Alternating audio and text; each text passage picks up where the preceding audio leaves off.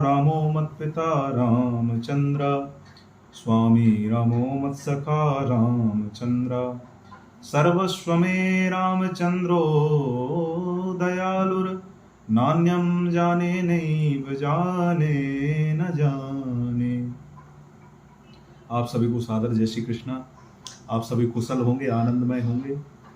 और जैसा कि आपको पता है, कल से शारदीय नवरात्र प्रारंभ हो रहे हैं और हमारे सनातन में तो अनेक प्रकार से अनेक महोत्सव, नित्य प्रति उत्सव मनाए ही जाते हैं।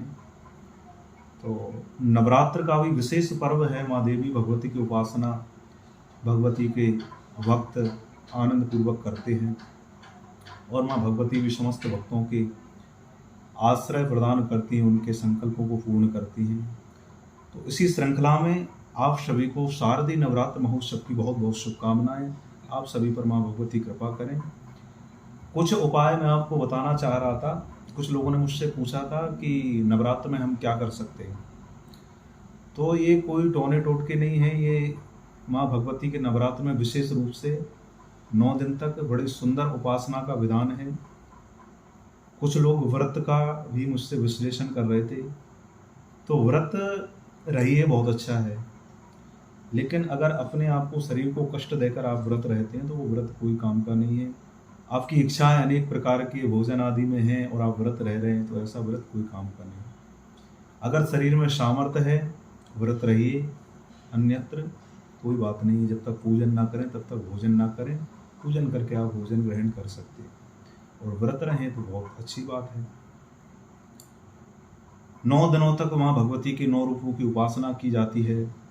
प्रथमं शैलपुत्री च, द्वितीयं ब्रह्मचारिणी, तृतीयं चंद्रघंटेति, कूष्मांडेति चतुर्थकं, पंचमं स्कंदमातेति, षष्ठं कात्यायनीति च, सप्तमं कालरात्रि च, महागौरीति चाष्टमं, नवमं सिद्धिदात्री च, नवदुर्गा प्रकृतिता।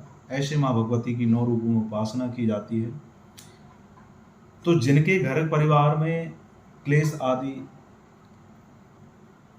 नकारात्मक ऊर्जाएं आदि भरी पड़ी हैं, जो परेशान हैं, अनेक उपाय करने पर भी जिनको शांति प्राप्त नहीं हो रही है, उनके लिए धन आदि की भी जिनको कमी है, जो त्रस्त हैं धन आदि की चिंताओं में, उनके लिए बड़ा सुंदर विशेष उपाय है।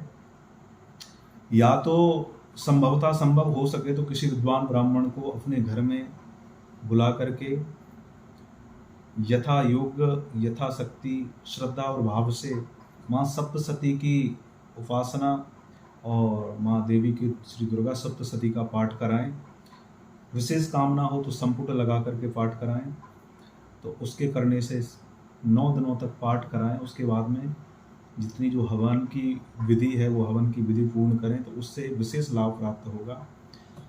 और अगर आप ऐसा नहीं कर सकते तो इसके लिए भी बड़ा सुंदर और अचूक उपाय है। ये मंत्र मैं जो बता रहा हूँ, इस मंत्र का प्रभाव इतना है कि नवरात्र में अगर आप इसको नित्य प्रति 11 बार भी जप करते हैं तो माँ भगवती की विशेष कृपा होगी और आप ऐसा अनुभव करेंगे कि 9 दिन के बाद हमको कुछ विशेष प्राप्त हुआ। वह मंत्र है, सर्वा बाधा विनिर्मुक्तो धन धान्य सुतान्विता, मनुष्यो मत प्रसादेन भविष्यति न संशया। ये सप्तशती का बड़ा सिद्ध मंत्र है। अगर आप इसका नित्य प्रति सुबह स्नान करके और माँ भगवती के सामने बैठ करके 11 बार जप कर सकते हैं कम से कम, और हो सके तो 108 बार इसका जप करिए।